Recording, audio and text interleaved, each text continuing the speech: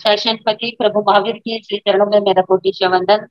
परम पूज्य गुरुदेव एवं गुरुनी जी महाराज साहब, उनके चरणों में कोटि कोटि वंदन नमन। इस गुणानुवाद श्रद्धांजलि सभा में पधारे हुए, जिनके जीवन में ज्ञान में गंगा, योग में यमुना और ब्रह्म में ब्रह्मपुत्र सतत प्रभावित है, ऐसे परम पूज्य गुरुदेव श्री रविंद्र मुनि जी महाराज साहब, उपाध्याय प्रवर, वाणी के जादूगर परम पूज्य गुरुदेव श्री रमणीक मुनि जी महाराज साहब एवं परम पूज्य मेवाड़ गौरव प्रवर्तनी डॉक्टर श्री चंदना जी महाराज साहब, उप प्रवर्तनी सत्य साधना जी महाराज साहब एवं समस्त गुरु भगवंतों एवं साध्वी भगवंतों के चरणों में वंदन। और हमारी स्नेहशीला साध्वी श्री रिद्धिमा जी महाराज साहब, श्री हिमानी जी महाराज साहब, आप सभी का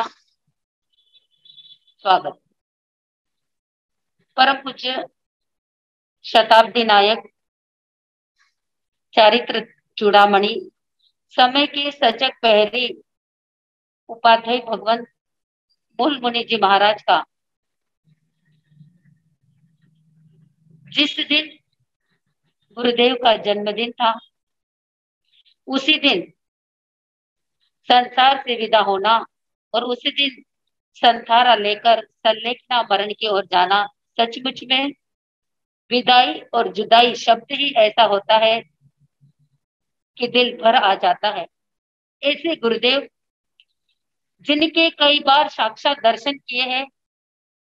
कई बार गुरुदेव के श्री चरणों में रहने का मौका भी मिला, कैसे कैसे उदाहरण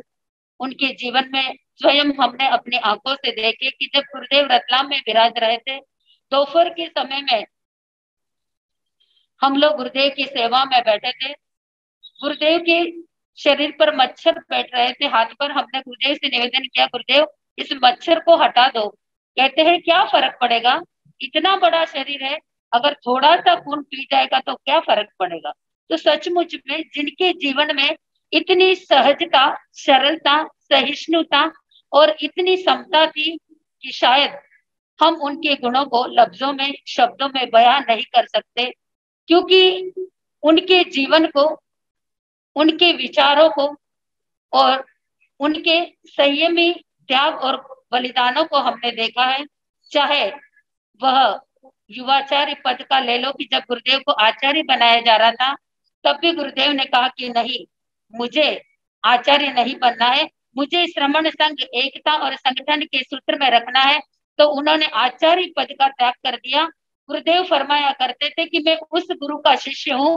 कि जिस गुरु को न तख्त चाहिए था न ताज चाहिए था, तो मैं भी मेरे उस गुरु के पद चिन्हों पर चलूंगा। मुझे भी और मेरी संप्रदाय को भी कोई युवाचार्य और आचार्य पद नहीं चाहिए। सचमुच में ऐसा त्याग, ऐसा बलिदान, और मानव भक्तों के तो वे भगवान थे कि जिनके लिए क्या कहूं मैं आपको। चेन्नई की एक घटना कि चेन्नई का एक परिवार गुरुदेव श्री की सेवा में धुलिया पहुंचा, हम लोग सब साथ में थे।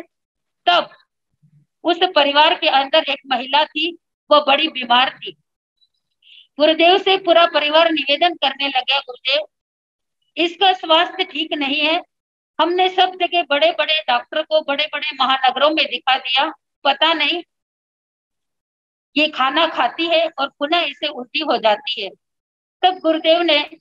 कुछ नहीं किया, एक मंगल पाठ सुनाया।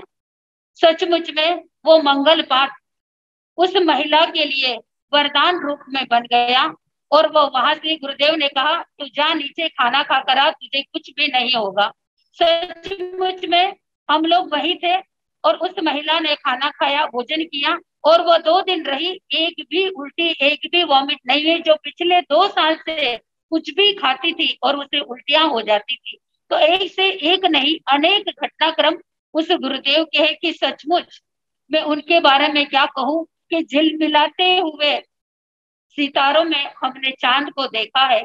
झिलमिलाते हुए सितारों में हमने चांद को देखा है, और इस धरती पर भगवान के रूप में गुरुमूल को देखा है, धरती पर भगवान के रूप में गुरुमूल को देखा है। तो सचमुच में ऐसे गुरुदेव कि जो जिन्होंने भगवान से बढ़कर जो स्थान प्राप्त किया।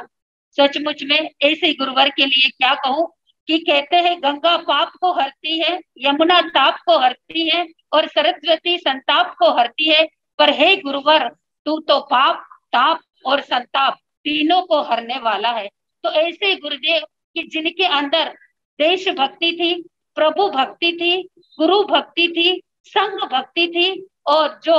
समर्पण के साथ, चाहे वह संघ के दो,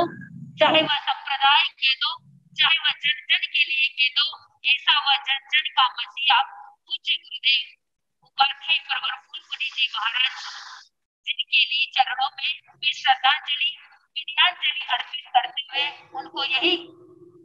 कहना चाहूंगी कि हे गुरुवर, आप जहां पर भी हो वहां से इन शिष्यों पर, इन भक्तों पर, इस चतुर्विध संघ पर आशीर्वाद की अमित वर्षा करते रहना, क्योंकि कहते हैं थके हुए प्राण मरघट में दम लिया करते हैं, थके हुए प्राण मरघट में दम लिया करते हैं और दिल का बोझ आंसू ही कम किया करते हैं। थके हुए प्राण मरघट में दम लिया करते हैं और दिल का बोझ आंसू ही कम किया करते हैं। हमने तो आजमा कर देखा है गुरुदेव, हमने आजमा कर देखा है गुरुदेव, खुशी देने वाले ही गम दिया करते हैं, खुशी देने वाले ही गम दिया करते हैं। सचमुच में हमने सोचा नहीं था, 7 दिन पहले हमारे कोट नदी शिरूर तक के अंदर गुरुदेव के इस शताब्दी वर्ष की जो तैयारी चल रही थी, सोच रहे थे कि गुरुदेव का शताब्दी वर्ष मनाएंगे, परंतु 7 दिन के अंदर, 7 दिन के पहले आपने हमारा साथ छोड़ दिया, इस जिन शासन का साथ छोड़ दिया और सदा सदा के लिए आप यहाँ से चले गए। पर गुरुदेव, भले लोग कहते कि गुरुदेव चले गए, लोग कहते कि गुरुदेव विदा हो गए, परंतु मैं कहती हूँ कि तुम्हें कहता है मुर्दा कौन, तुम्हें जिंदों की जिंदा हो, तुम्हें कहता है मुर्दा कौन, तुम्हें जिंदों की जिंदा हो, तुम्हारी नेकियां बाकी, तुम्हारी खूबियां बाकी। तो आइए ऐसे गुरुदेव जिनकी नेकियां, जिनकी खूबियां हमारे मार्ग प्रशस्त करेगी, ऐसे गुरुदेव के चरणों में अनंत अनंत वंदन करते हुए, श्रद्धांजलि विद्यांजलि अर्पित करते हुए मैं सिद्धा सिद्धि ममंदी संतों की अवस्था को प्राप्त करें, इन्हीं शुभ भावनाओं के साथ ओम शांति।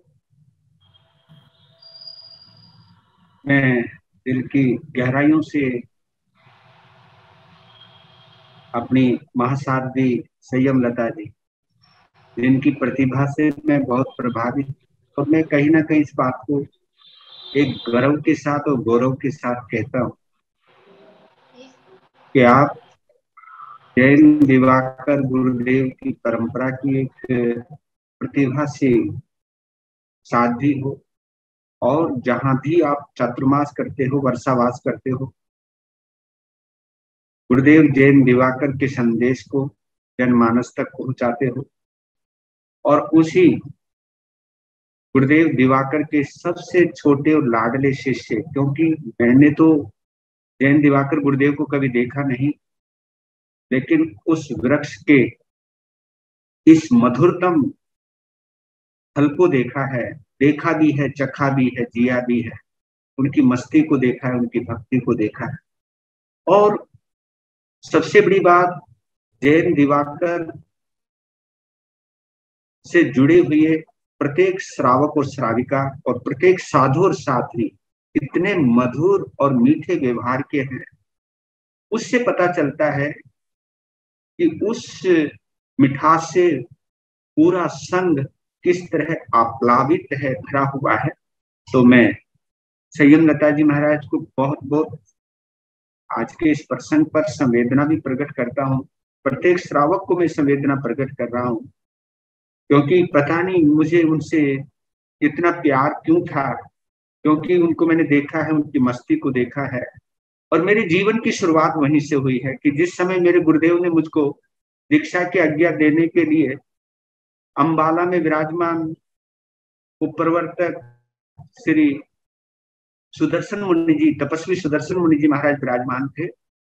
1980 के अंदर। तो गुरुदेव उस वक्त अंबाला के अंदर विराजमान थे, मूल मुनि जी महाराज साहब। मैंने प्रथम उनके दर्शन उस वक्त किए थे, उस वक्त भंडारी पदमचंद जी महाराज, अमर मुनि जी महाराज साहब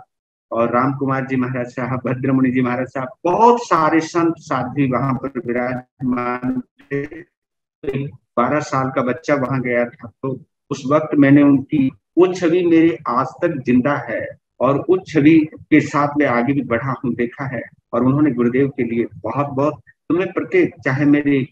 मेवाड़ परिवर्तनी महासाध्वी चंदना जी महाराज हैं, अक्षय ज्योति जी महाराज हैं और सत्य साधना जी महाराज साहब हैं, पूरी मतलब कमल प्रभा जी महाराज साहब की जितनी भी विदुषी साध्वी मंडल, उसका मैं वास्तव में कायल हूँ उस प्रतिभा का। तो उसमें से आपने अभी संयम लता जी महाराज साहब को सुना,